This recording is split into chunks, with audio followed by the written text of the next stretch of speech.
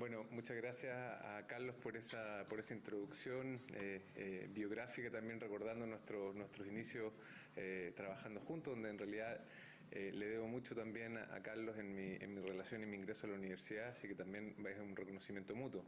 Les doy la bienvenida a todos y todas, a agradecer a la coordinación de extensión y al decano que han instaurado la cátedra como una forma de dar a conocer el trabajo de académicas y académicos de nuestra facultad, las líneas de investigación, pero también avanzarlo como reflexiones que quizás ya después de un cierto tiempo se vuelven más maduras y se pueden compartir en un lenguaje más amplio de conversación. Así que los invito a que se sientan, vamos obviamente a dejar un espacio que no solo de preguntas, sino de conversación. Espero que esté orientada a esa conversación, porque este, de hecho, es un tema que ustedes saben ha estado candente en boga todos estos días. Pareciera que cuando me propusieron la cátedra no fue oportunista ponerle este nombre. Consta, yo creo, a Carolina, que creo que ninguno de nosotros esperaba una serie de eventos que han puesto al cambio climático en la vitrina, no solo internacional, sino de preocupaciones regionales, locales y nacionales. Por lo tanto, bueno, estoy muy contento de estar acá, de haber aceptado esta invitación y bueno, vamos a dar un poco inicio a esta conversación. Bueno, como bien señalaba Carlos, mi inicio docente o de investigación se vinculó mucho a los territorios rurales, a la ruralidad y digamos, no me he desprendido de esa preocupación que me llevó básicamente a desarrollar mi trabajo en la línea de los estudios del desarrollo, ¿no? Particularmente la agronomía fue quedando un poco atrás, no totalmente, porque siempre ha sido importante sostener que hay una formación de base ahí importante, pero más desde el ejercicio de la sociología, en cierta bastante consonancia con la antropología. Lo que les voy a contar entonces quizás tiene que ver cómo entender el cambio climático, una perspectiva social, una perspectiva política, cómo entender algunos de los eventos o cómo me he ido explicando, y si en esa explicación resuena algo que les parezca también de interés, ir compartiéndolo. La relevancia que ha adquirido el cambio climático como fenómeno sociopolítico. Y bueno, quizás qué mejor que partir. Bueno, no con esa imagen que la había pensado después. Digamos, hay una cosa interesante, porque el país en parte hay un sentido de oportunidad. En un sentido quizás más humorístico, los investigadores e investigadoras que estamos trabajando en cambio climático estamos sobrevendidos en estos días, ¿no? No solo un poco porque se ha levantado la urgencia del tema, sino que la COP, el hecho de habernos encontrado con una COP de improviso, una conferencia de las partes que se desarrolla en Chile, en parte por la negativa del presidente Bolsonaro y Brasil de llevarla a cabo en ese país, hace que aquellos que han estado trabajando en la ciencia del clima de repente estén como en el centro de una actividad frenética, a la par y a veces a contrapelo del gobierno, o sea, porque en esta cosa la relación no siempre es en una dirección, pero también con la sociedad civil y con otras comunidades en procesos de este tipo, ¿no? En reflexiones, en acciones, en movilización, y eso es alguna de las cosas de las que les quiero contar. Pero me gusta mucho esta imagen que es de un escultor catalán que hace microesculturas y anda persiguiendo las COP, las conferencias de los partes, para hacer intervenciones de arte, algunas de ellas maravillosas, como esta, porque un poco esta idea de dónde nos llevan los líderes, ¿no? Con el agua hasta el cuello, y hay una serie de intervenciones que se llama Isaac Cordal, si lo quieren buscar, por supuesto que ahí están los créditos de la fotografía. Bueno, qué mejor que partir esta conversación con algo que parece como el tópico de... no quiero caracterizarla como personaje, sino la persona del momento, ¿no? Sin duda, el momento en que nos encuentra esta conversación tiene a Greta Thunberg como una de las lideresas sobre estos temas, una lideresa mundial sobre estos temas. Por cierto, a un costo muy alto que ella misma ha expresado, ¿no? Respecto al rol que ella se autoimpuso y que asume como una escolar, adolescente, que decide enfrentar el tema de un modo directo, de un modo personal, de un modo además muy frontal, por cierto, y todos los ataques que eso también ha significado y ha devenido, ¿no? Entonces, ustedes han visto en las noticias las últimas 3 semanas toda una especie de torbellino mediático, ¿no?, alrededor de la persona de Greta Thunberg. Yo quería solamente plantear una reflexión, más allá de efectivamente la pregunta que nos deberíamos hacer en esta sala. Me alegro mucho, hay gente bastante más joven que yo y que otros de los que estamos en la sala, pero de todas maneras Greta Thunberg es una adolescente, ¿no? Es una niña, que efectivamente la reflexión respecto a si está existiendo un cambio generacional, que en parte va a ser en realidad un motor mucho más rápido de las transformaciones que se requerirían frente a fenómenos sociales, políticos y económicos que están en la base del cambio climático, ¿no? Yo tiendo a ser optimista cuando veo cómo su liderazgo ha significado la creación de un movimiento social internacional, ¿no? Quizás uno de los movimientos sociales más relevantes en conjunto con otros actores y procesos. Pero al mismo tiempo, esto lo cuento un poco como anécdota, tengo sobrinos, hijos de amigos que de la misma edad y que tienen, por ejemplo, siguen algunos youtubers, ¿no?, mexicanos. Particularmente hay uno, parece que les gusta mucho, que hace absolutamente lo contrario, es un escéptico climático y genera información que podríamos decir está en el mundo de la posverdad, o sea, información falsa sobre cambio climático. O sea, no es esto solamente que ciertos líderes o líderes vinculados o científicos vinculados al mundo del petróleo generan esta contrainformación, sino también, por ejemplo, fenómenos mediáticos de esa naturaleza, pares, jóvenes, y estos sobrinos me decían que el cambio climático no era verdad, que era falso, y la fuente de información era estos youtubers, ¿no?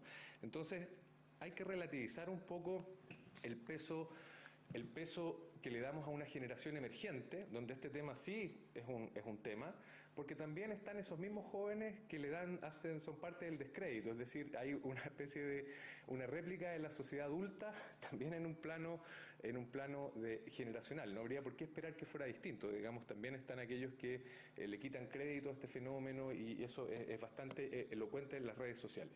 Bueno, pero mi especialidad no son las redes sociales, así que vamos a hablar ahora un poco pero sí, otra reflexión más, que la escuché en algún comentario, pero me hizo sentido. La idea, ustedes saben que el cambio climático está generando movimientos sociales insospechados. Por ejemplo, uno de esos movimientos, el que se llama, bueno, en inglés es una traducción de una palabra sueca, que se llama shame of flying, ¿no? Es decir, avergüénzate de volar, ¿no? Y vamos a decir, el grupo lo que hace es que genera demostraciones para que la gente no solo tome conciencia, sino que se sienta avergonzada de tener que desplazarse. A propósito de lo que decía Carlos de mis viajes, que entonces yo cada vez me siento más culpable cuando doy charla de cambio climático y tengo que además estar en otro país o en otro lugar viajando. Y Greta Thunberg, además de negarse a volar, decide aceptar esta invitación de subirse a un bote de una travesía que dura, no recuerdo bien, pero habrá sido un par de semanas, ¿no? Cruzar el Atlántico hasta llegar a Nueva York para empezar a unirse a esta. Pero hay una cosa también que es interesante cuando uno lo piensa como una forma de comunicación y organización de la información.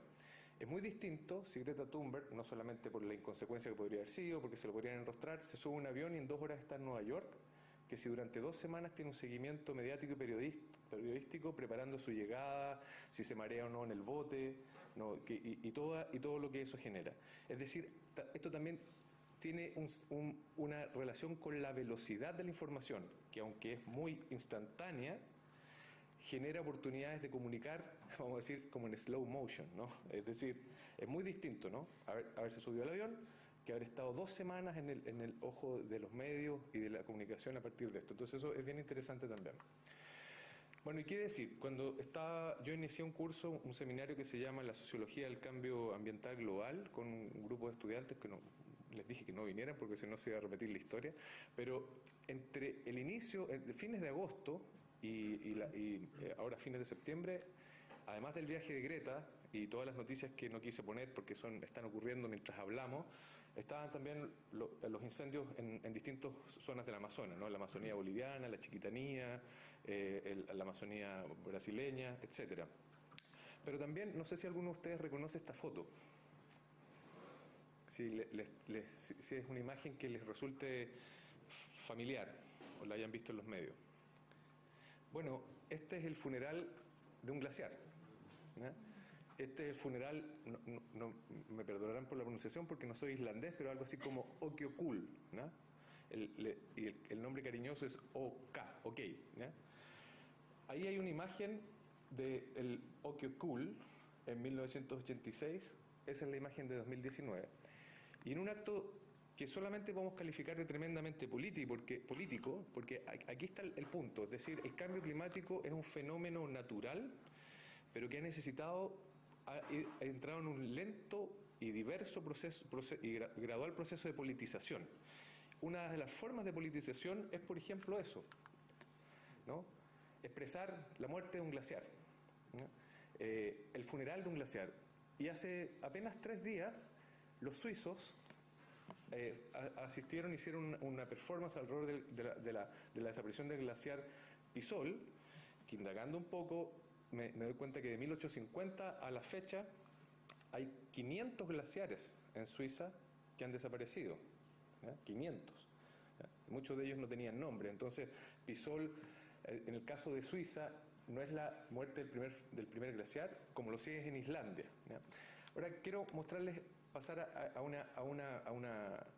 en el funeral, lo que hicieron este grupo de activistas, académicos islandeses, pusieron una placa, ¿ya? Conmemorativa de la muerte de un glaciar. Que quiero leer para que nos demos cuenta un poco de cómo se va construyendo también un relato político que le da vida a ciertas entidades que probablemente vamos a empezar a extrañar de ahora en adelante en un escenario de cambio climático. Una carta hacia el futuro. OK, el glaciar, es el primer glaciar islandico que pierde su estatus de glaciar. En los próximos 200 años, todos nuestros glaciares se espera que sigan el mismo camino. Este monumento es para recordar que nosotros sabíamos lo que estaba pasando y lo que se necesitaba hacer.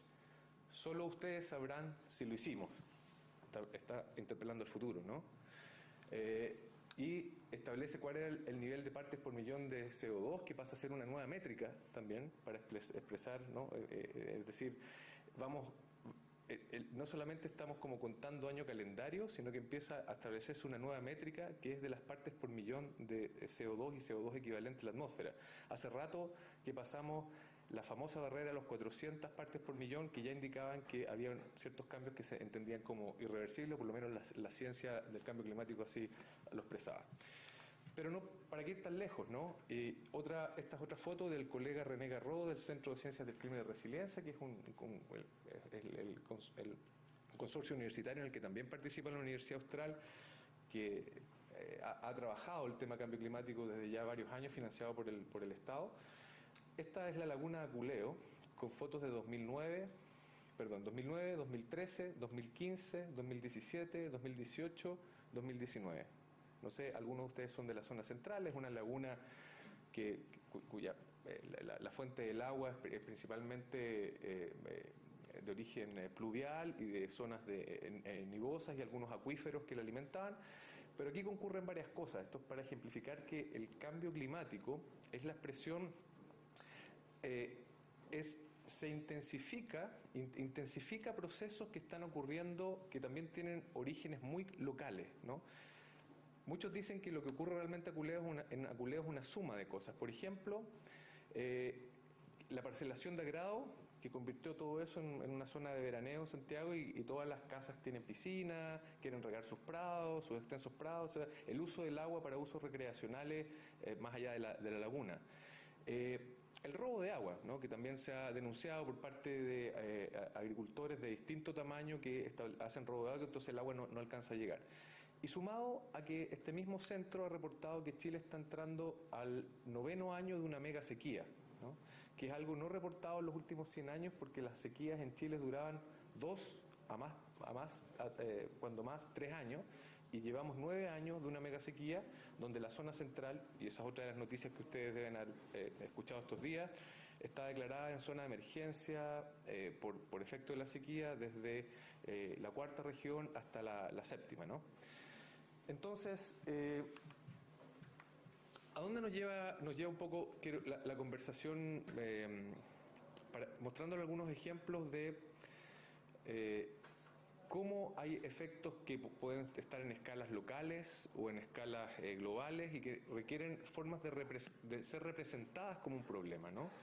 Y las ciencias sociales, en particular, yo creo que aun cuando han entrado tarde al debate del cambio climático, quizás son particularmente aptas, las ciencias sociales en general, para entender cómo se va representando, cómo las ciencias sociales pueden contribuir también a expresarlo como un problema, a ver cómo los grupos sociales lo enfrentan, cómo se organizan, cómo responden, desde distintos niveles, desde los niveles multilaterales hasta los niveles locales, con organizaciones locales, etcétera.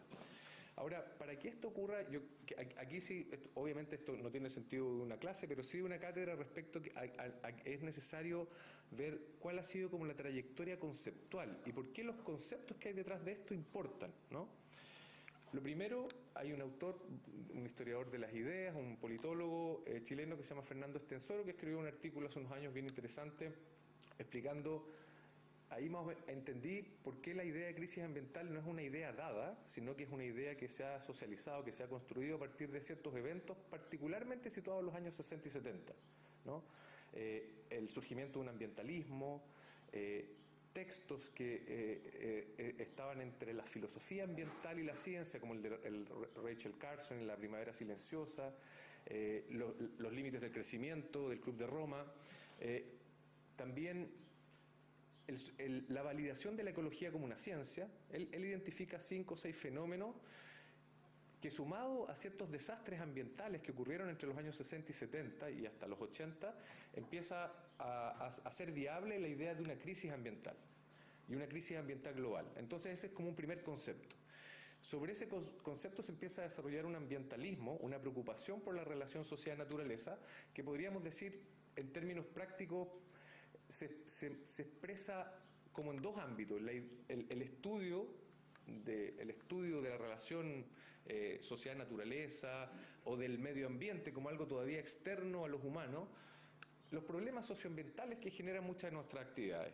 Y básicamente esta idea de los problemas socioambientales aquí es interesante porque uno dice, tiene una respuesta técnica o sociotécnica, es decir, yo tengo un problema de contaminación, pero que eventualmente la ingeniería ambiental o las ciencias ambientales son capaces de detectar y de proponer soluciones técnicas. A los problemas socioambientales las respuestas son técnicas y la institucionalidad que se crea en ese incipiente escenario de reconocimiento de una crisis ambiental es una institucionalidad técnica. Sí, por favor. Al final, el cambio climático es algo natural, entonces. No es algo natural. ¿Qué era lo que usted había dicho que era un fenómeno natural?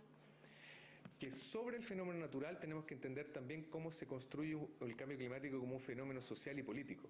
Pero el cambio climático no es natural. Hoy día escuchaba en la mañana, le estaban haciendo preguntas al canciller de Chile y él dudó mucho porque en afirmar que el cambio climático tuviera un origen natural. Yo lo digo sin tapujos. Yo soy parte del Centro de Ciencia del Clima y Resiliencia, además de profesor de la facultad y el instituto.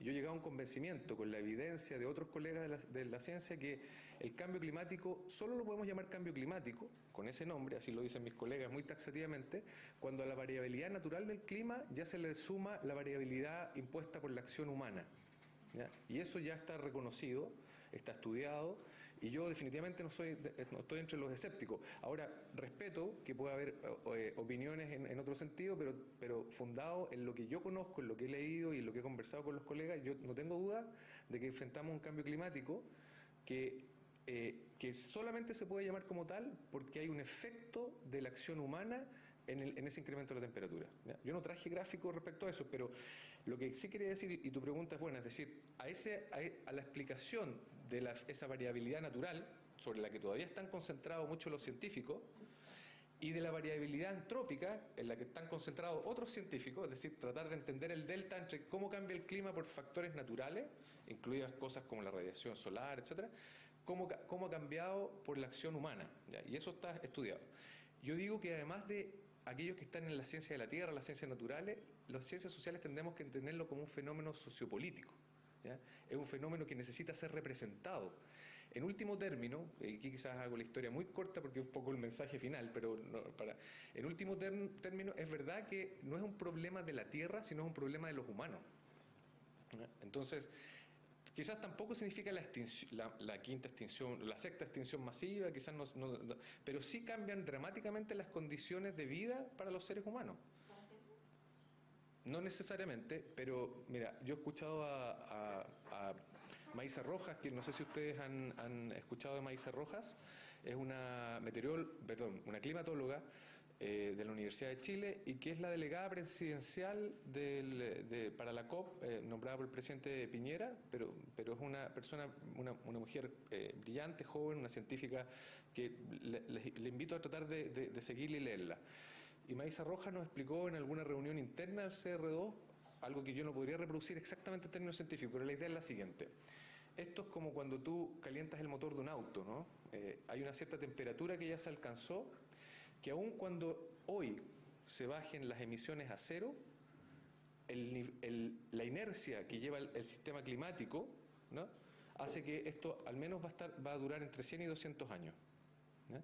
Es decir, no quiero ser pesimista, pero como ella lo puso, y ella es la persona, una de las personas a las cuales yo reconozco su legitimidad para hablar de esto, dice que es difícil, por ejemplo, que en un escenario muy optimista, donde hoy los países decidieran volverse carbono neutral, o sea, de hoy estamos hablando hoy, eso ya significa que la temperatura entre 1,5 grados y 2 grados por sobre los niveles de temperatura media preindustrial, eso ya no se detiene.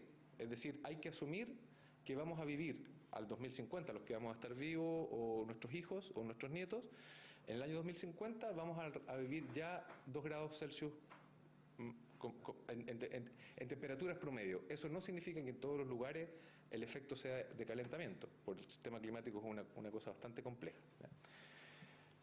No sé si... ¿sí?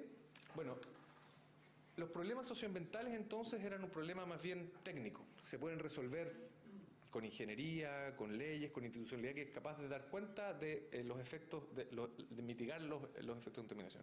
Se vuelve más complicado cuando la sociedad, la porfiada sociedad, empieza también a expresar de los años 90 en adelante, no solamente el activismo de los 60 que se vinculaba a los ambientalistas, sino que una sociedad civil que empieza a sentir los efectos de esos problemas ambientales en la vida cotidiana, contaminación de área, coexistir con botaderos de basura, de residuos de la minería, contaminación del aire, relleno y contaminación de humedales, etcétera. Y empieza a organizarse, y hay micromovimientos sociales, y los conflictos socioambientales son una expresión de eso. Digo micro, no por bajarles pero en realidad no son tan masivos como el movimiento social que vemos hoy día, por ejemplo, de los Viernes por el Futuro, o lo que estamos viendo en estos días. Son conflictos socioambientales, ¿no? Y se les trataba de, no es un problema técnico nomás, hay un problema social, ¿no? Hay un problema que los actores sociales reconocen que su ambiente contaminado y se organizan para responder. Ahora, por un tiempo importante, dentro del periodo que llamamos como de la crisis ambiental, los 60, los 70, reconocer que había una crisis ambiental, el ambientalismo hizo su tarea, se empieza recién a hablar de calentamiento global. Los meteorólogos empiezan a decir, mira, esto se viene estudiando hace tiempo, pero hay ciertos gases de efecto invernadero que provocan, un efecto invernadero, provocan que cierto tipo de emisiones generan que ciertas radiaciones, que son las radiaciones infrarrojas, no salgan de la atmósfera y va aumentando la temperatura. Y empiezan a hablar de calentamiento global, pero es un problema de climatólogos, ¿no? Y que se empiezan a organizar, hasta que en algún minuto la noción de cambio climático aparece como una noción más técnica, muy asociada a cuando se crea la institucionalidad que empieza a abordar esto, y eso ocurre alrededor de los años, a fines de los 80 y los 90. El cambio climático, como esta expresión, no es que antes no se hablara, pero ustedes si empiezan a leer un poco la literatura histórica de esa ciencia, hasta los años 90 se hablaba de calentamiento global, ¿ya? El cambio climático empieza a adquirir ese estatus, esa denominación, cuando se vuelve materia de estos paneles científicos internacionales nombrados por la ONU, cuando se crea una convención marco de Naciones Unidas del cambio climático y entra en el campo del multilateralismo y del multilateralismo científico y la colaboración científica. Y empieza a ser definido. Y desde el año 90, desde el año 80, en rigor desde el año 94, cuando se firma la convención marco, tuvieron que pasar 13 años, hasta el 2007, para que ese grupo de científicos y esa institucionalidad multilateral reconociera que el cambio climático tenía origen humano, origen antrópico.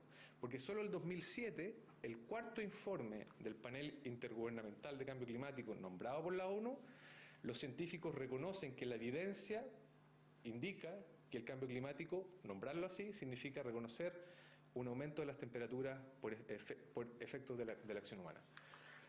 Luego surge este otro concepto. Esta es una especie de viaje conceptual para dar cuenta que los conceptos han significado distintos momentos de un fenómeno, ¿ya? Y que es bueno saber un poco qué significa cada uno, porque no significan lo mismo, aunque uno podría meterlos en una especie de saco general de los temas medioambientales, cambio climático. Hay una diferencia. Cambio ambiental global empieza a ser utilizado también. A mí me resulta interesante, quizás no para ustedes, pero es el Consejo Internacional de las Ciencias Sociales, que alrededor del año 2013 y desde mediados de los 90 en adelante empiezan a tratar de ocupar este término en vez de cambio climático. ¿Por qué? Porque el cambio climático pasaba a ser un campo de trabajo de los climatólogos y de la gente de las ciencias de la Tierra que quería tratar de entender cómo cambiaba el sistema climático por efectos naturales o humanos. El cambio ambiental global era hacer una vinculación con los fenómenos sociales, que subyacen a ese problema. No solo los efectos de esa transformación, sino que qué lo provoca. Significa decir cuáles son las transformaciones ambientales locales que inciden en ese cambio ambiental global.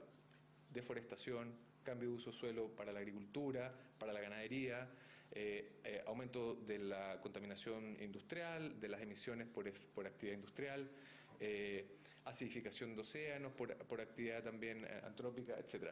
Ahora, esto también lo puse así en azul para recordarme que también, así como identificaba las razones, que eran efectivamente las transformaciones económicas, principalmente de actividad económica que contribuyen al cambio climático, también se vio como una especie de oportunidad de cambio, como una ventana de oportunidad. El cambio ambiental global también tenía una connotación positiva. Aquí hay una oportunidad de transformar las economías, los acuerdos sociales, la sociedad, en último término, para evitar un cambio climático. Entonces había como una especie de... Ahora, este es el concepto que va desplazando a los otros conceptos, ¿no? Y esto ocurre principalmente a partir de un geólogo, que por ahí tengo una cita que les quería mostrar para hacer un punto. El famoso concepto de antropoceno, muy debatido, pero que rápidamente se popularizó. Ahora tenemos poetas en el antropoceno, arte en el antropoceno. El antropoceno empieza a ser no solamente la propuesta de un periodo geológico. Voy a volver un paso atrás. El antropoceno básicamente ha sido discutido por los geólogos y la Asociación Internacional de Geólogos para tratar de definir un periodo geológico dentro del Holoceno, que es el periodo que nos ha permitido, que ha permitido el desarrollo de la agricultura, la sedentarización, un poco la historia de distintas formas de civilización, porque es un periodo de deglaciación, ¿ya? Y dentro del Holoceno, el Antropoceno sería un periodo donde los arqueólogos del futuro, como decía Congreso, ¿no?, van a encontrar la estratigrafía que indica aquí vivió gente que dejaron restos inorgánicos, ¿ya? Inorgánicos, no los orgánicos, eso se va rapidito. Y los restos inorgánicos significa que estos humanos, como ningún otro humano, tuvo capacidad geológica de dejar huellas en ese estrato a partir de su actividad. Obviamente es un debate, ¿no? Es un debate que los geólogos se terminaron recién de poner de acuerdo el año pasado, aceptando el antropoceno como una categoría. Aún así es una categoría resistida, son categorías disputadas, pero da lo mismo, porque el antropoceno ya se salió del ámbito de los geólogos para ser un concepto también cultural, ¿no? El antropoceno es reconocer que los humanos, el metabolismo de la economía, de las economías, de nuestra acción, tiene una capacidad de fuerza geológica que deja una huella en la naturaleza de largo plazo, de muy largo plazo, que es mayor a la que tenían la capacidad que tenían las generaciones anteriores respecto a eso. Entonces, el antropoceno sería un término que, de alguna manera, vinculado a esta denominación geológica, empieza a convertirse en una era, ¿no? Ya voy a volver sobre el antropoceno. Bueno, y luego el motivo de la charla, digamos, es porque esto va cambiando rápidamente y desde 2016 en adelante, imagino que ustedes lo han escuchado, estas últimas 2 o 3 semanas lo han escuchado y están familiarizados. ¿Alguien sabe lo que es la emergencia climática o la crisis climática? ¿O alguna idea lo ha escuchado ahí? Pero lo han escuchado. ¿Quién lo ha escuchado? Porque levanten la mano el concepto emergencia climática o crisis climática. 1, 2, casi todos, ¿no? Piensen si ese mismo término lo habían escuchado hace 2 años. ¿Lo habían escuchado hace 2 años?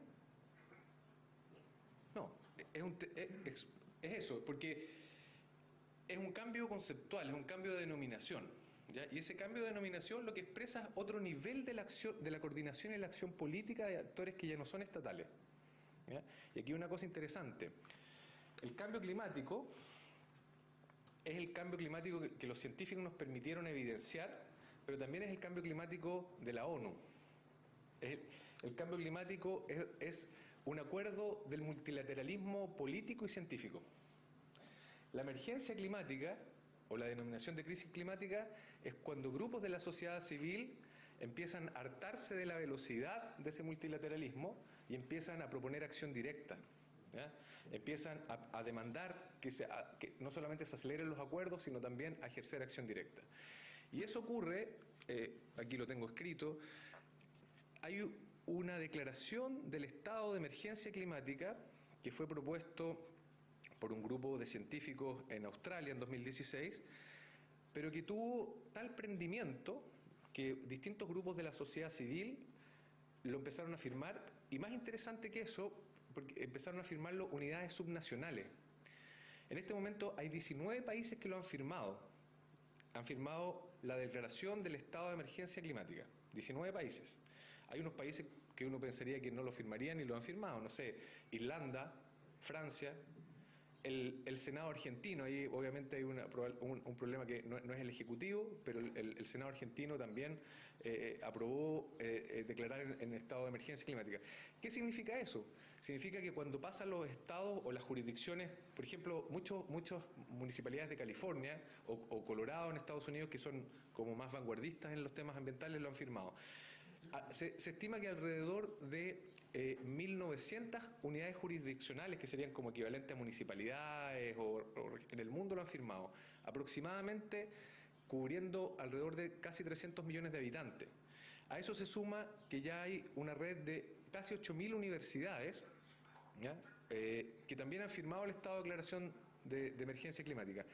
¿Qué significa eso en la práctica? Obviamente ahí ya es una vinculación política entre organizaciones subnacionales, ¿no?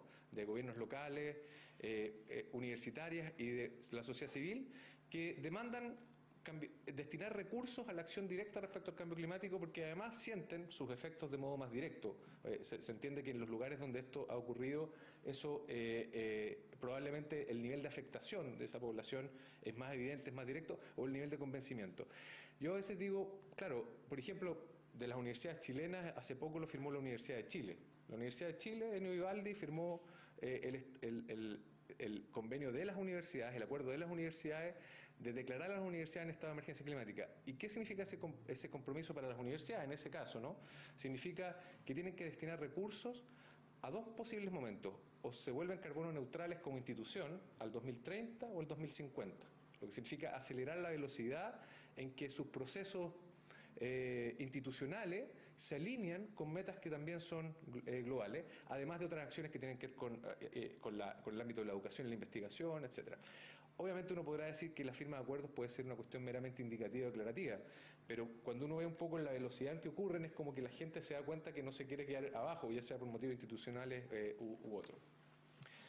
Bueno,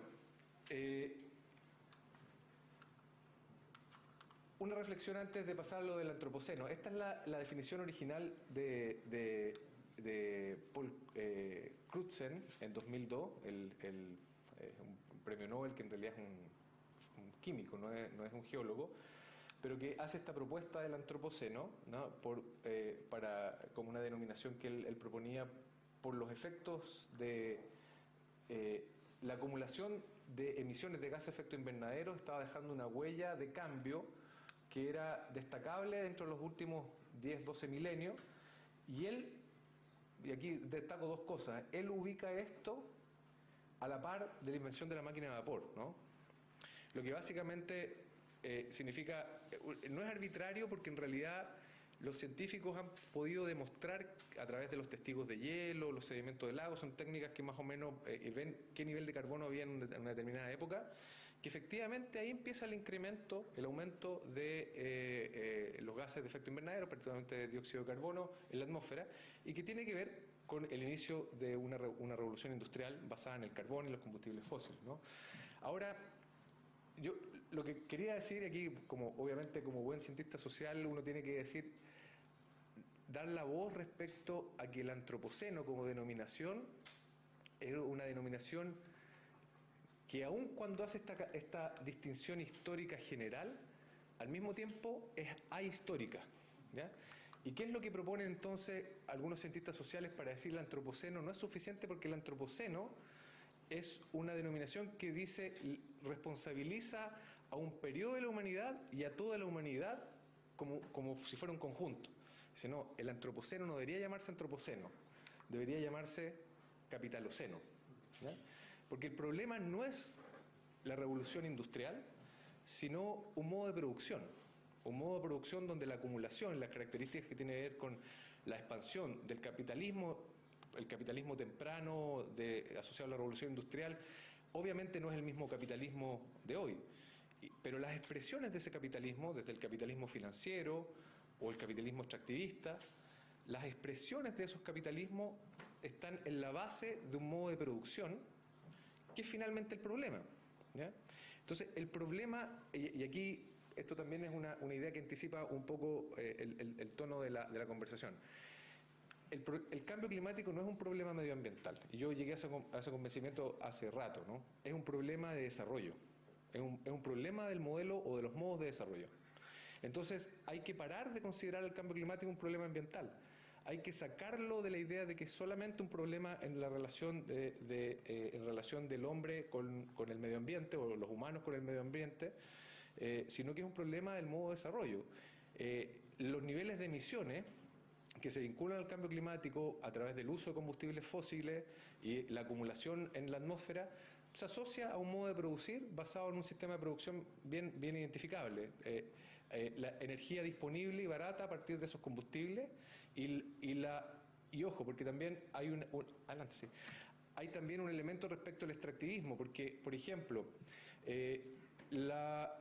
el cambio de uso suelo, la transformación de bosques en zonas de pasturas para producir ganado, o para producir soya para alimentar animales que luego van a la producción, que son parte del circuito de producción animal, que son parte de nuestro consumo, es también un tipo de capitalismo que no siendo un capitalismo que se vincula directamente con los combustibles fósiles, es también parte de ese mismo sistema. Entonces, curiosamente, hace poco, no les terminé de contar una anécdota de la emergencia climática.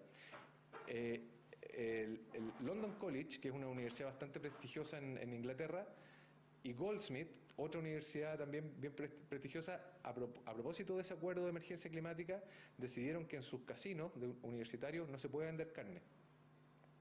No se pueden vender productos cárnicos, ¿ya?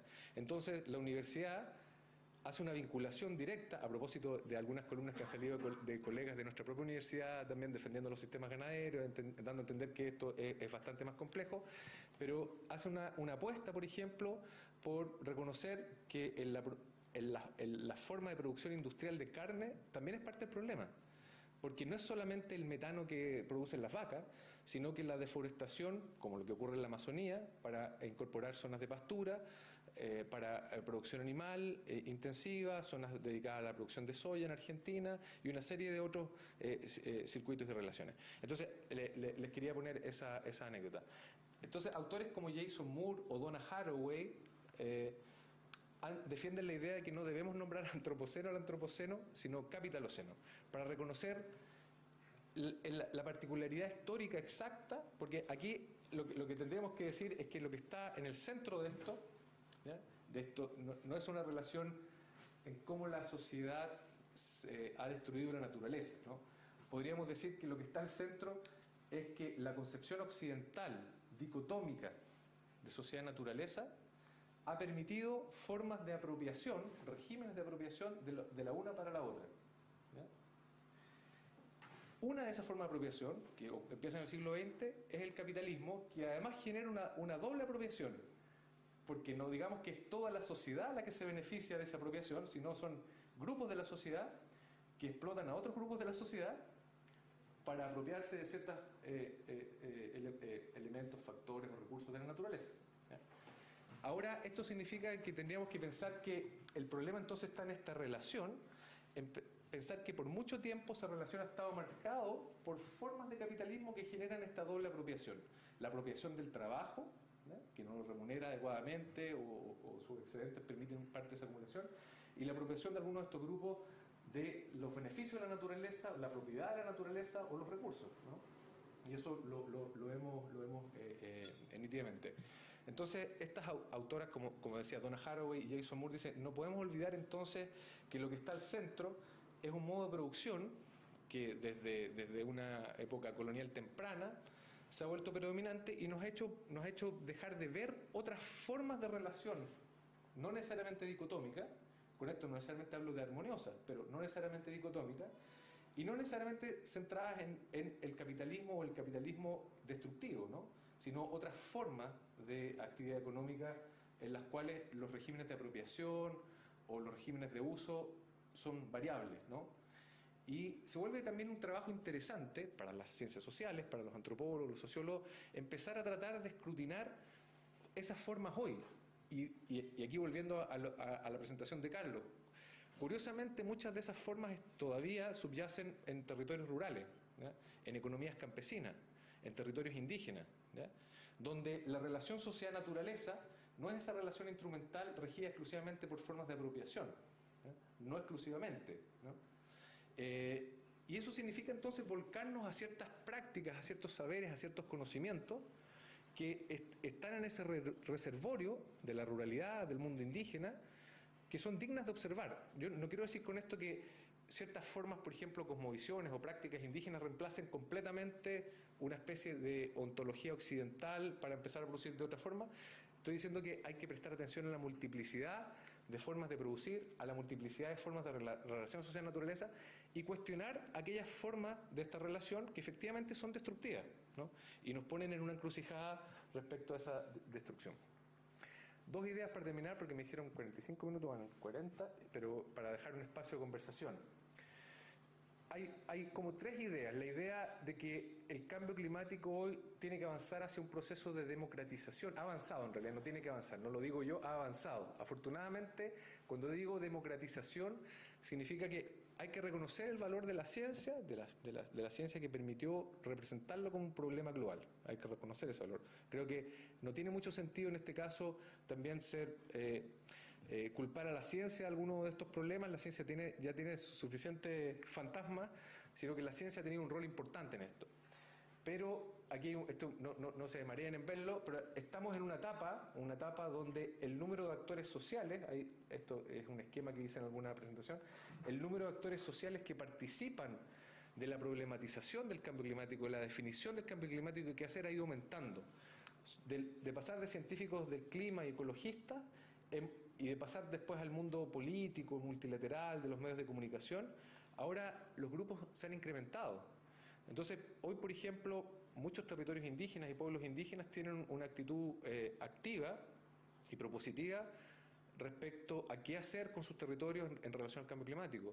El mundo rural también, organizadamente, la juventud, etcétera. Se vuelve como un fenómeno que los actores están tratando, tienen algo que decir, ¿ya?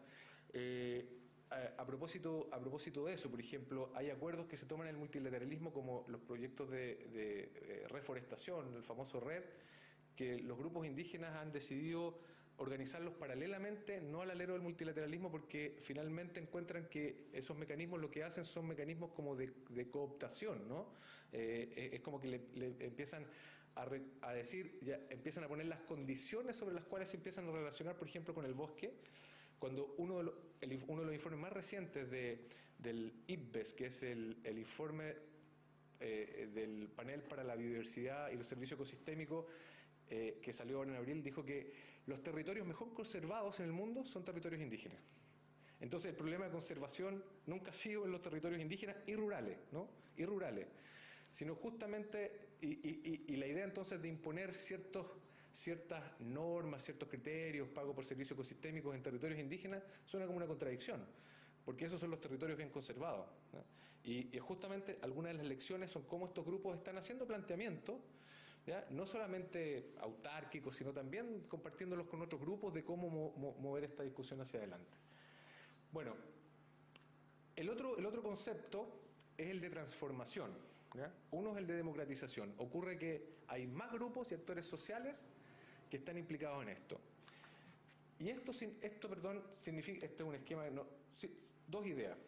El cambio climático en un paradigma de esta sociedad basada en carbono, ¿no? Que así lo denomina John Urry, que es un sociólogo inglés conocido, tiene esta verticalidad bastante marcada, donde hay políticas de cambio climático en el nivel internacional y nacional, acuerdos internacionales, y por otra parte hay territorios con comunidades, organizaciones sociales y productivas, hogares, y uno esperaría o uno piensa que esto va a ocurrir en esta dirección, ¿no? Y ocurre a través de dos herramientas conceptuales fundamentales: mitigación y adaptación. Es decir, todo el problema de cambio climático, que les estoy diciendo que es un problema de desarrollo, pero que ha tenido como consecuencias ambientales, en este multilateralismo se traduce en acciones de mitigación y en acciones de adaptación. Esos son los dos únicos instrumentos. Mitigación es bajar el nivel de gases de efecto invernadero, es decir, abatir, mitigar, reducir, dejar de emitir gases de efecto invernadero. Adaptación es reconocer que el cambio climático no es algo que viene, sino algo que está acá, y las comunidades tienen que empezar a adaptarse frente a ese cambio climático. Ahora, en este esquema, básicamente lo que estamos haciendo es reproduciendo la idea de no salir de las actuales formas de producción. Entonces, lo que ocurre un poco es esta idea del crecimiento verde, es decir, generamos medidas que son adaptativas, que disminuyen, cambiamos hacia la matriz energética. Efectivamente hay cambios que pueden ser significativos. Algunos de ellos también ocurren desde el nivel basal, desde los territorios, que le podríamos llamar trayectorias adaptativas de abajo hacia arriba, es decir, iniciativas que ocurren desde la sociedad civil. Algunas de ellas crecen. Yo, por ejemplo, pongo como ejemplo acá en Valdivia, perdón la redundancia, el sistema de certificación de leña. El sistema de certificación de leña es una iniciativa local que puede tener sus restricciones, pero parte con la idea de proteger el bosque o tratar de que la leña que proviene del bosque nativo estuviera asociada a planes de manejo, y que a partir de ese control se pudieran regular algunos aspectos como la humedad, saber de dónde viene y controlar un poco que el bosque nativo no fuera deforestado a la tasa de lo que estaba haciendo. Ese sistema, que partió en Valdivia de una ONG y con el apoyo del Obispado de Temuco y algún otro dinero, se convirtió en un sistema nacional. Es decir, pasó desde el nivel local al nivel nacional, y hay las ciudades del Maule hasta Coyhaique tienen consejos locales respecto a la leña certificada, y ha avanzado como en una norma que trata de hacer esta vinculación. Y además ahora se vincula también al problema de la contaminación del aire. Pero ¿qué les quiero decir acá? El concepto que empieza a utilizarse ahora por distintos autores, grupos, hay una conferencia en 2 semanas más en Santiago que se llama Transformaciones, o Transformations, ustedes pueden buscarla ahí en internet, es justamente eso, transformación, ¿ya? No mitigación y adaptación. La gente que está hablando de transformación está saliéndose de esta cajita, ¿ya? Y lo que está haciendo, está pensando acciones que son desde los espacios locales, o a veces, por ejemplo, las ciudades en transición. Esos son un ejemplo, ¿no? Pueblos y ciudades que toman acuerdos entre la sociedad civil y sus autoridades para avanzar rápidamente hacia una transición en sus prácticas de reciclaje, de uso energético, etc. El concepto de transformación está fuera del multilateralismo, ¿ya? Porque transformación significa cómo distintos grupos ven las posibilidades de una transformación de la sociedad desde la base. No necesariamente una transformación social completa, no es necesariamente la utopía de la transformación social completa, ¿ya? De otros periodos, sino de las microtransformaciones que eventualmente, sobre las cuales no necesariamente hay que pedir permiso, sino tomar acuerdos y generar acción, ¿ya? Que obviamente incluyen algunas cosas que podríamos vincular a la mitigación y la adaptación, pero no se centran en eso, ¿no? Es transformar la forma, los modos de producir, transformar los modos de consumir, transformar los modos de conocer, ¿ya? Implica las transformaciones en las que la sociedad está pensando, no solamente para adaptarnos y mitigar y estar dentro de este régimen de carbono. Y obviamente, desde un punto de vista conceptual, pero lo interesante es que esto que yo señalo se está discutiendo, por ejemplo, hace 4 o 5 años, pero se discute en conjunto con grupos de la sociedad civil, ¿ya? Que ven en el concepto de transformación formas de acción directa, y hay que reconocer entonces ese fenómeno respecto, no centrarnos tanto cómo mitigamos o cómo adaptamos, sino cómo transformamos. Y eso va desde las prácticas cotidianas, que se relacionan con la energía, con consumo, y uno ve una serie de ejemplos cuando empieza a prestarle atención a eso. Ejemplos que ocurren acá en Valdivia, ejemplos que ocurren en otros lugares. Por ejemplo, ayer leía, en una ciudad de Noruega está el primer mall de los oficios y la reparación. Se vuelve, por ejemplo, la práctica de los oficios de reparación de cosas como los zapatos, las bicicletas, cosas que implicaban desechar el consumo, y empiezan a haber iniciativas de transformación que son muy locales, pero que empiezan a adquirir cierta atracción en esos espacios, porque es reconocer que algunas cosas que hacíamos hace 30 o 40 años, probablemente, en las palabras de hoy, siempre fueron más sustentables y tenían una lógica de lo que hoy día hablamos como técnicamente, como reutilizar, reducir y todo eso. Eran prácticas porque eran otras formas de consumir, se asociaban a otros modos de vida, y se empiezan a recuperar prácticas como eso, ¿no? Y eso uno lo ve no solo en Noruega, puse este ejemplo porque era reciente, pero lo ve también, no sé, en Chile, con la gente que en esta ciudad, promoviendo formas de movilización y desplazamiento saludable, el uso de las bicicletas y otras muchas cosas, la protección de los humedales, que son objetos de conservación y objetos de protección que son nuestros, ¿no? No solamente hay que pensar en la Amazonía, tenemos que pensar en los humedales, en el bosque nativo, en el agua, en el problema del agua acá. Entonces, ver cómo vinculamos esto que llamamos transformación a objetos de nuestro interés, del interés local. Insisto, humedales, bosque nativo, agua, entre las cosas que mejor se me ocurren. Una agricultura que se vincula también a estos procesos. A mí me parece fascinante, por ejemplo, que hay iniciativas que son entre público-privadas, pero particularmente impulsadas por los mismos agricultores pequeños que están impulsando el uso del biogás. Entonces, son lecherías que aún a un costo que todavía no es rentable, pero lo asumen como compromiso en relación a una transformación, justamente, ¿no? Es decir, no es rentable hoy para agricultores lecheros pequeños generar que los residuos de las vacas se conviertan en el biogás con el que calientan el mismo sistema lechero. No es rentable, pero hay muchos de ellos que lo están haciendo. Y consultados sobre eso, claro, hay cosas que, claro, aprovechar este subsidio aquí, o sea, hay también algunos elementos que son importantes como estímulo, pero sostener eso significa también ciertos compromisos de transformación. Entonces, yo quería un poco dejar ese mensaje. Había un tercer objetivo, pero para abrirlo a la conversación, que el concepto de transformación empieza a ganar tracción, no necesariamente en oposición a mitigación y adaptación, pero diciendo claramente que no es lo mismo que mitigar y adaptar, es pensar fuera de la caja, ¿ya? Y cuando digo, ¿por qué esta caja? Porque esta caja no cambia los modos, no está apuntando a los modos de consumir, producir, que son la causa del problema, ¿no?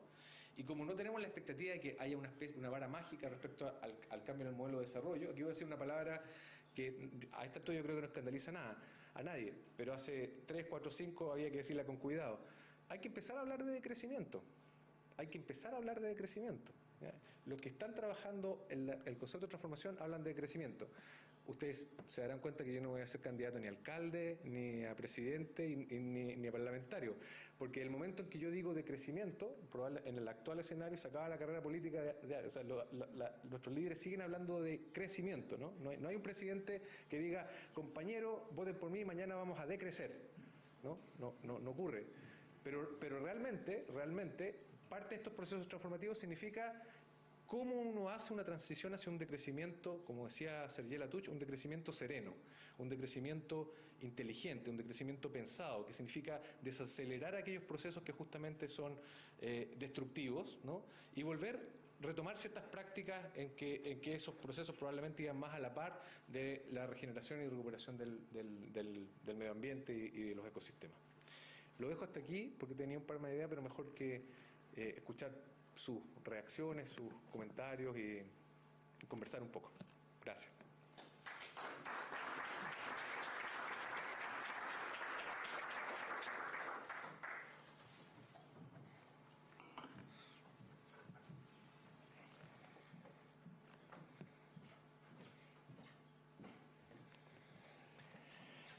¿Alguien quiere decir algo? ¿Alguna pregunta, algún comentario? Bienvenido. Sí, por favor. Hola. Sí, estuvimos ahí, sí. Algo que dijiste al final, yo justamente sentado allá, en un curso, se habla de la contabilidad verde. Más o menos, eso es lo que me recordó lo que dijiste los biodigestores. En cuanto al decrecimiento que tú hablas, sumando lo que tú dijiste, lo que está pasando en nuestros países, el maestro que existía antes, el tapillero, o sea, el zapatero, la modista, que eran oficios que se han perdido porque es más rápido ir a buscar ropa al mall. En Estados Unidos, o sea, en Europa, y esto lo hicimos a través de un grupo que se formó con Green Up y Chris Bannister, Sí. que ahora se tiró desde Arica, no sé si todavía, hasta Punta Arenas en bicicleta, pasó un llamado de atención por el tema del cambio climático. Yo soy el embajador de esa acción.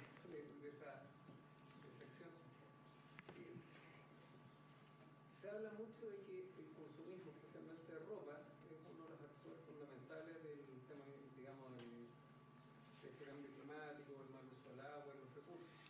Entonces también yo creo que lo que está ocurriendo en Europa es que está de moda usar ropa reciclada, es algo que no se ha hablado mucho acá en Chile. El reparar la ropa, ocupar el sistema del hermano mayor. Cuando uno era chico, cuando ya era mayor, le dejaban la ropa a mi hermano chico. Sí. Y eso es algo que se ha perdido. Y en ese sentido estoy totalmente de acuerdo con lo que tú dices de poder volver a eso. Y ahí hay un tema de un fuerte consumismo. Y eso hace que el microondas que se te echó a perder es más fácil botarlo y comprar otro en vez de ir y reparar. Y creo que eso también las universidades, en las carreras de formación más técnica, deberían de conversarlo. Y aprovechando que hay profesoras acá, colocar eso en la cátedra, decirle muchachos, por ejemplo, los que jugamos electrónica, veamos cómo reparar un microondas, una lavadora, una secadora. Nadie nos enseña eso. Sí. Después los que estaban un poquito más interesados nos metemos en YouTube. Entonces sería bueno sembrar ese chico que parte de la cátedra. Sí. Se va a ver en 10 años más, pero... Sí, buena. O sea, sigo tu comentario, digamos, más que una respuesta. Yo creo que lo interesante, por ejemplo, es cómo algunos de estos fenómenos que parecen como puntuales, que parecen que vuelven a algunas prácticas anteriores, empiezan también a tener una consonancia conceptual. Entonces, lo que tú dices es parte, por ejemplo, de las propuestas de la economía circular, ¿no? Y la economía circular que es algo que igual se estaba hablando desde los años 60, pero en el contexto de cambio climático, por eso el cambio climático pasa a ser una ventana de oportunidad política para ciertas transformaciones que cuestionan ciertos modos de producción, ¿no? Yo me acuerdo, o sea, toda mi vida, desde mi padre yendo a reparar todas las cosas, había alguien para reparar de todo. Entonces era muy raro que hubiera que cambiar un electrodoméstico, era cuando ya la vida útil era una vida útil larga, ¿no? De cosas heredadas. ¿Qué es lo que cambió ahí? Uno dirá, es que se empieza un aceleramiento industrial, donde la noción de obsolescencia programada fue fundamental en ese aceleramiento, ¿no? Y eso en el fondo es un concepto de negocio del mundo del business que dice que en el fondo para aumentar las tasas en un momento donde los bienes durables tenía poco sentido, si tú lo que necesitabas era expandir la producción, y instalan la obsolescencia programada como parte del modelo de negocio. Y cosas que puedes hacer para que duren 10 o 20 años las haces para que duren 3, ¿no? Y las haces de modo que efectivamente sean inconvenientes repararlas, ¿no? Y con sistemas de dependencia tecnológica, es decir, sí, el chip vale más caro que la lavadora, ¿no? O no existe el repuesto. O las personas ya no se especializan en hacer el cambio, en ese cambio tecnológico porque por distintos motivos. Entonces, me hace todo sentido, pero por ejemplo, esto yo veo que como que todos asienten, no solamente los más jóvenes por el futuro, sino los que se acuerdan hacia atrás de un poco cómo era la cosa, porque esto no significa necesariamente romantizar a veces un mundo que también era de carencias, ¿no? Pero ver cómo uno podría lograr niveles de confort en una forma de consumo mucho más austera, donde los bienes y las formas de relacionarnos con el consumismo eran otras, ¿no? No era, yo me he dado cuenta, no a partir de estos cambios climáticos, no quiero, pero yo mismo me he dado cuenta cómo en algún tiempo la posibilidad de la tarjeta, de los malls y todo eso facilita el consumo, ¿no? Y cómo ahora, cómo en realidad me hastía, ¿no? Estoy en una sensación de hastío respecto porque me doy cuenta, no por una cuestión de conciencia elevada, sino porque entrar justamente en una dinámica donde uno está comprando cosas que no duran nada, que entonces es como, es también, y yo creo que esa sensación, que puede ser muy, muy personal, es compartida por algunos grupos, no podría decir por toda la sociedad, ¿no? Todavía tenemos la idea de que el consumo, particularmente en una sociedad como la chilena, que había un tiempo de liberalización económica, la tarjeta de crédito y la posibilidad de consumir es parte de la identidad de una parte importante de la población. Pero hay un tema, lo estábamos hablando en otro ambiente, es ¿cuán dispuesto está cada persona a sacrificar un poco por el bien colectivo? Yo lo veo en el tema de los humedales y en otras cosas, la gente dice, no, que la autoridad, que la autoridad, la autoridad, la autoridad. Y ahí yo les digo, bueno, ¿tú cuán dispuesto estás a dejar de generar basura? ¿Cuántos de los alumnos de la universidad que van a marcha y que fuman están dispuestos a agarrar el cuchillo que tiraron al piso, recogerlo y llevarlo a la basura? Sí.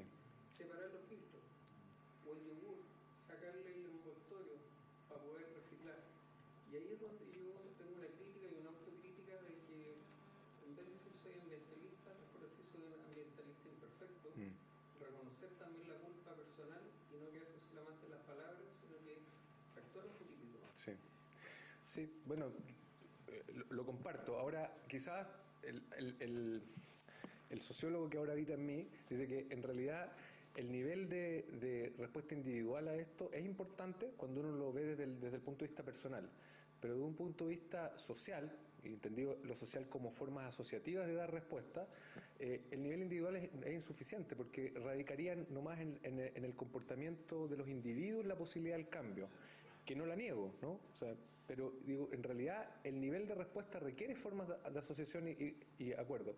Pensemos que, digamos, la gran transformación, que no es la gran transformación, vino justamente con políticas públicas que identificaron en procesos de industrialización la fuente del bienestar y el desarrollo.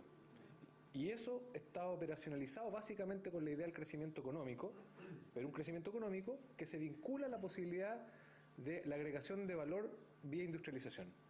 Eso entre los años 40 y los años 80, 70 era un mantra de la academia, de los economistas, de los planificadores, de las élites también que toman decisiones, los políticos. Y resulta que ahora lo que estamos diciendo, oye, parte del problema fue la forma de esa industrialización, no necesariamente la industria, ¿no? No necesariamente la industria o todas las formas de industria. ¿Qué ocurre? Que en esa ¿qué se necesitó para esa industrialización? Y aquí es bueno tener a Carlos de contraparte o estamos en la misma parte, no de contraparte, sino de el mundo rural se vio forzado o compelido a pasar a trabajar en conglomerados urbanos industriales Porque para construir una sociedad de consumo tú necesitas una economía monetaria, donde la ruralidad, particularmente una ruralidad que estamos hablando de los 40-50, era escasamente monetarizada. Hay distintas formas de intercambio, ¿cierto?, que sustituyen la necesidad de tener cuyín, ¿no?, dinero. Y eso le llamábamos economía de subsistencia como si fuera algo negativo que había que erradicar. Hoy día, los mismos teóricos, o los mismos, pero repensando esto, le llamamos economía de autodependencia. Y lo consideramos un valor.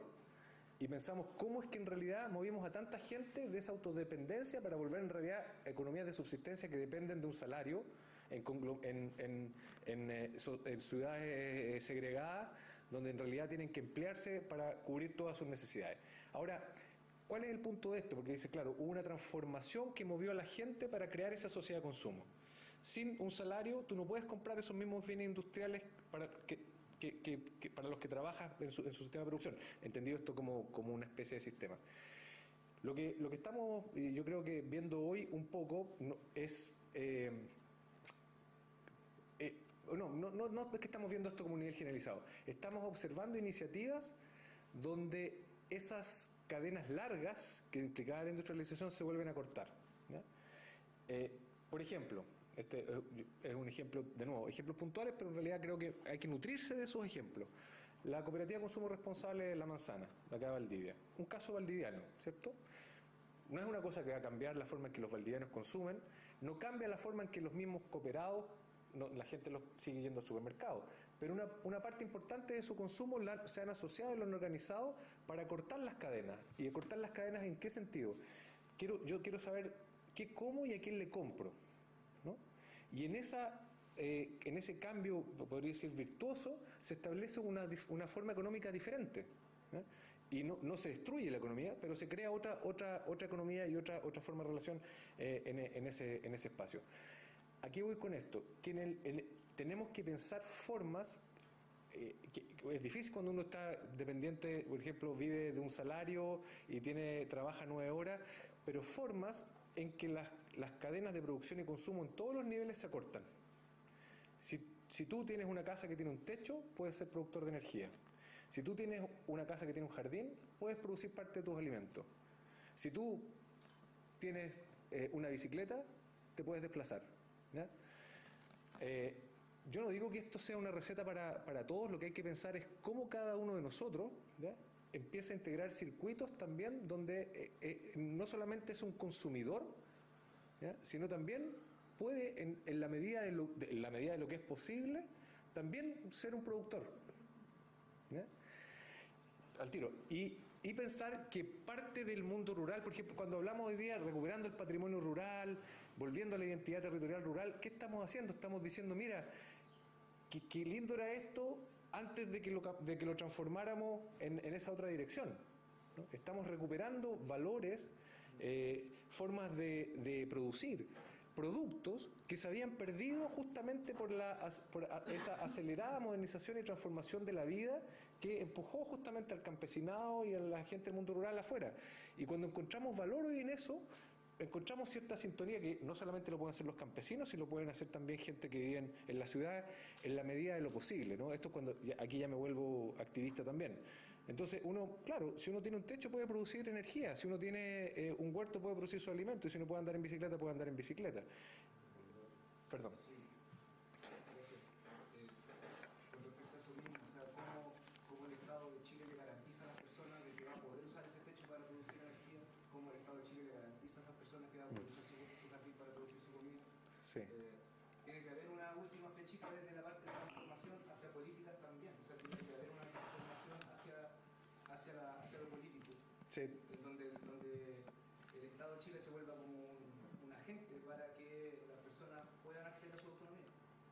Pero ahí yo tengo una crítica. He estado desde la ley SPAP, la de cambio climático, la de ríos, entre comillas, no me considero activista, pero siempre se le dice el Estado, pero vuelvo a decir, ¿cuándo te estás tú a pegarte horas y horas de lectura de una ley y de otras leyes para modificar otras leyes, por ejemplo, para el sistema de servicio de diversidad y estrategia privada, que protegerían este mundo rural?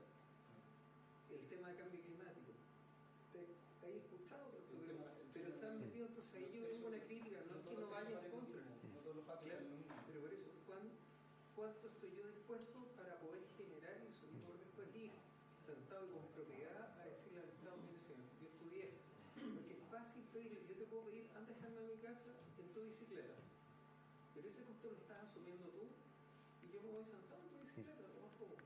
Entonces ahí, ahora que he estado por lo menos 4 años metido leyendo y estudiando y preguntando, asistiendo, haciendo preguntas o diciendo cosas que pueden molestar, participando en el centro Medales, haciéndole propaganda al centro Medales, a Parque Urbano y todo, ¿cuánto es lo que nosotros hacemos para poder ser un buen ejemplo para el Estado? ¿Cachai? No es que esté criticando lo tuyo y lo que tú estás diciendo. El Estado tiene que organizarse, pero también el Estado es el representante es el que representa y ordena este gran gallinero donde nosotros somos los ponedores de huevos. No sé si me voy a entender Hay dos palabras más pedidas, quizás. No te preocupes. Atrás y aquí, y quizás ahí después cerramos ahí con. Estamos en la hora de cierre, aquí los anfitriones me dicen. Pero voy a retomar algunas de las ideas que. Bueno, yo en Sí. todo caso quiero decir algo muy relacionado con lo que decía Jefferson, con quien en verdad no estoy en desacuerdo, pero me hace algo de ruido esta idea como, no sé si catalogarla como moral, de que todos tenemos el deber de consumir menos o consumir de una forma más amigable, o vivir en términos amplios de una forma más amigable con nuestro entorno.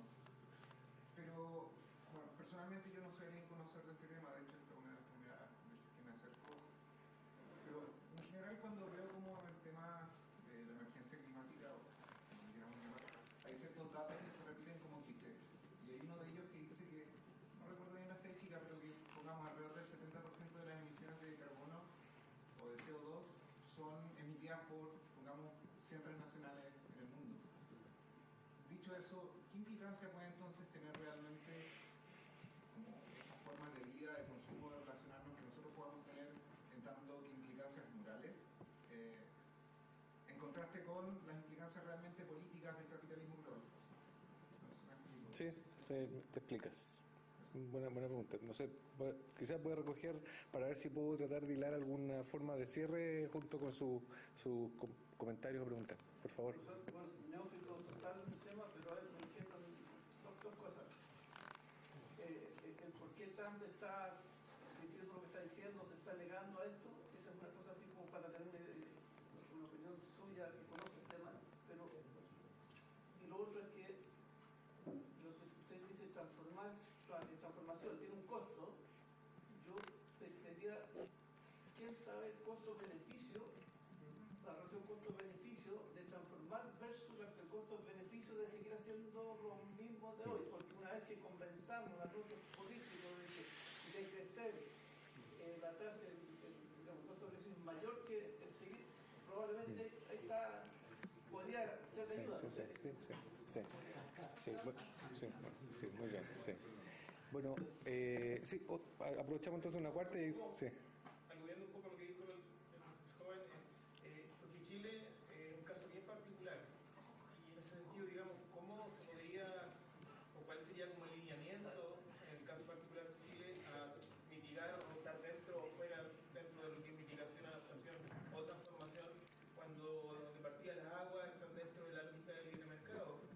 Y aparte de eso, el uso intensivo de agroquímicos en la agricultura y las consecuencias de los monocultivos, todo esto relacionado a los servicios ecosistémicos. Gracias. Son varios temas, voy a tratar de ver abordarlos y cerrar. De todas maneras es interesante porque se empieza a abrir una discusión que va desde, como decíamos, la discusión de lo moral o incluso de la cierta obligación moral que implicaría también estos discursos, estos procesos. ¿Cuál es el rol de la responsabilidad individual versus la responsabilidad colectiva expresada? La máxima responsabilidad colectiva podría ser la concepción del Estado frente a esto, ¿no? Yo creo que lo importante, por lo menos en relación a la discusión entre el Estado, el individuo y la contribución quizás de países como Chile o comunidades rurales cuya transformación podría ser tan mínimas que no contribuyen realmente al abatimiento de emisiones respecto a grandes emisores, etc. Lo primero que yo querría decir es que sí tener conciencia bien que cada uno de estos conceptos, ¿ya?, principalmente estos dos que están dentro de las propuestas del multilateralismo y los compromisos de los estados nacionales y que ha sido asumido además por distintos actores, las universidades, las ONG. ¿Por qué? También porque se alinean donde están los recursos. O sea, hoy día hay proyectos para hacer programas de adaptación. Entonces las ONG responden y hacen propuestas de adaptación, ¿no? Los incentivos hacia las empresas es a ver cómo mitigan. Entonces, frente a esos incentivos, la respuesta es mitigan. La transformación es definitivamente un concepto que no está en el ámbito de este multilateralismo y podría ser una forma de observar procesos que están en esos campos de transformación que no necesariamente aspiran a una transformación global, sino que es una vinculación entre lo individual y lo grupal de transformación de sistemas locales, ¿ya? Relocalización de procesos, ¿ya?, revalorización de procesos, adquirir valor en otras cosas que no necesariamente se expresan en lo económico, además de las otras R's que ustedes conocen, reutilizar, reducir, reciclar, que son cosas que se pueden vincular más a lo individual, pero que requieren de ciertas formas de asociación.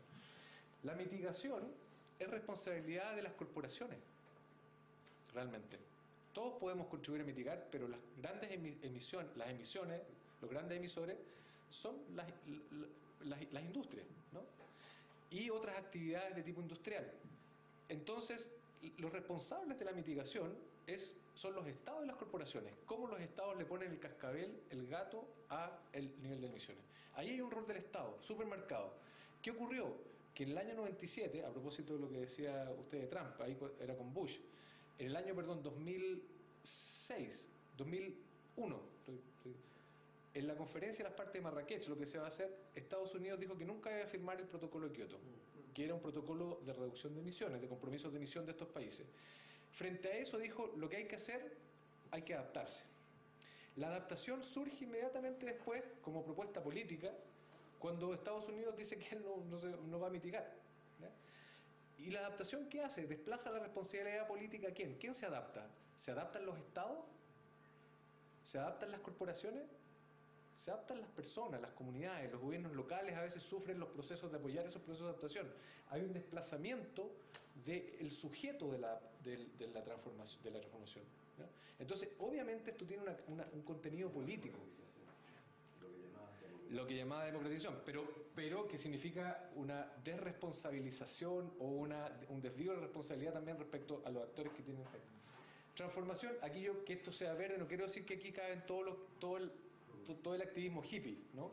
No lo malinterpreten, porque también podría pensar que la transformación es algo para los hippies. No es así, estoy hablando de cuestiones que pueden ir, no sé, incluso el mundo empresarial, no quise poner eso para no ofender a nadie, pero Financial Times, que es un periódico dedicado al mundo financiero, hace una semana, Capitalism has to change, ¿ya? Y es decir, cómo el capitalismo se ve enfrentado a una transformación radical. Que el principal diario de la economía financiera norteamericana está dando un mensaje. Claro, eso no significa que los capitalistas nos van a salvar, pero significa que el mismo capitalismo o los actores que participan del capitalismo empiezan a examinar algunas de sus prácticas. No es que yo tenga fe, pero eso no es transformación necesariamente. Ahora, yo creo que en el tema mitigación y adaptación, el Estado definitivamente tiene un rol. El Estado definitivamente ha hecho algunas apuestas por transformaciones, por ejemplo, en términos de subsidios, sobre todo en transformación de la matriz energética. Hay apuestas que son interesantes. El problema son los modos en que se hace. Por ejemplo, en el caso de la matriz energética, en que Chile es considerado parte como una especie de milagro, revolución, a partir de cambios en las políticas públicas, que básicamente obligaban a las empresas generadoras privadas a ir incorporando en su matriz un porcentaje de energías renovables no convencionales. Y Chile en eso se ha transformado. Pero luego, cuando tenemos esos enormes parques solares o enormes parques eólicos, tenemos otro tipo de problemas ambientales también. Entonces, definitivamente, por ejemplo, ese modelo de transición energética no es el modelo de Alemania, ¿ya? donde en realidad el net billing realmente opera y tú puedes ser un generador que también le vendes al sistema desde tu hogar. Y eso es un cambio, ojo, porque una cosa que es un autogol que nos, es un gol que nos pasaron, un autogol que nos pasamos con los medidores inteligentes. Los medidores inteligentes, obviamente era un gol el hecho de que querían cargarnos el costo de esos medidores cuando además ya habíamos pagado el otro medidor, ¿cierto? Ese era el problema. Pero los medidores inteligentes podían hacer efectivo el net billing. O sea, bueno, habían cambios regulatorios, pero es el instrumento que lo permite, ¿no? El instrumento técnico. Regulatorio está, obviamente con diferencias tarifarias que eran bastante injustas, que lo dificultan, ¿no? Y aspectos regulatorios, pero hay cosas, por ejemplo, cambios que ocurren y que a veces hay reversas también por no comprender plenamente las implicancias de eso. Respecto a Trump, bueno, quién sabe qué es lo que piensa Trump, pero o sea, Trump en realidad es la Sí, es que imagínense si estaba pensando en comprar Islandia y declararlo, porque en realidad Groenlandia, se está descongelando, y al descongelar, se sabe, digamos, que hay una base de recursos, principalmente de minerales, bajo el suelo groenlandés, y como ya lo hicieron con Alaska antes, ¿por qué no intentarlo, no? Entonces, en realidad, con Trump estamos pensando que ahí nos damos cuenta que hay todo un mundo, ¿ya? que en realidad está pensando completamente distinto a esto. Yo tuve la oportunidad, desafortunadamente para mi vergüenza climática, estuve en una conferencia en Estados Unidos hace 2 semanas y media, 3, y estuve en Nueva Orleans, que en realidad es una realidad distinta de Estados Unidos, ¿no? El sur de Estados Unidos, población afroamericana, niveles también de pobreza, ¿no? O sea, no es el Estados Unidos, pero aún así el estándar de vida, el nivel de vida hace pensar que en realidad tienen que pasar muchos cambios para que la sociedad norteamericana, ¿ya? Uno de los principales emisores y que participan de una sociedad de consumo, ¿ya?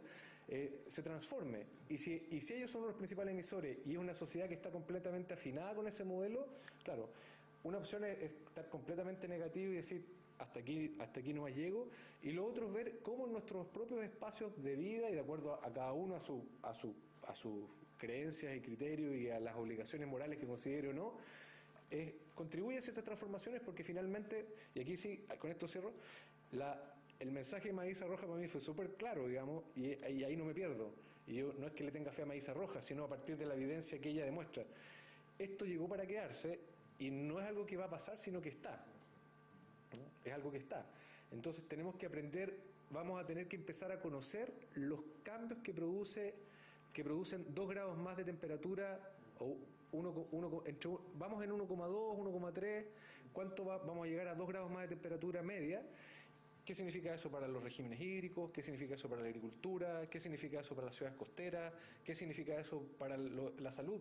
Piensen que una cosa asombrosa, el dengue se está esparciendo en ciudades y lugares que nunca ha estado, porque está expandiendo su área territorial, entonces se convierte en un problema de salud pública a partir del cambio climático. Es decir, las interdependencias que existen entre el cambio en las condiciones climáticas en un lugar y las actividades productivas, de salud, etcétera, son tal que lo que hay que hacer ahora en realidad es preocuparnos de cómo empezar a entender eso y actuar en consecuencia respecto a los cambios que son necesarios para eso, no necesariamente para detener el cambio climático, que esa es una responsabilidad.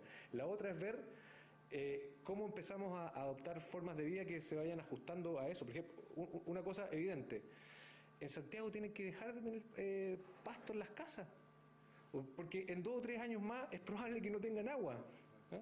Entonces hay cosas que tú dices, no, ¿cómo ocurre? Pero ojo, porque en Valdivia si en Santiago ocurren 2 o 3 años más, en 10 o 15 años va a ser lo mismo. Y esta idea de andar regando los parques y todo eso también se va a transformar. Entonces, creo que ahí está también nuestro desafío como ciudadanos, ciudadanas, de ir pensando, ir conociendo este fenómeno, ir viendo cómo actuamos en consecuencia respecto a estos cambios también. Yo lo dejaría por ahí porque ya estamos en la hora y les agradezco mucho la atención y la disposición a conversar y a escucharme también. Muchas gracias.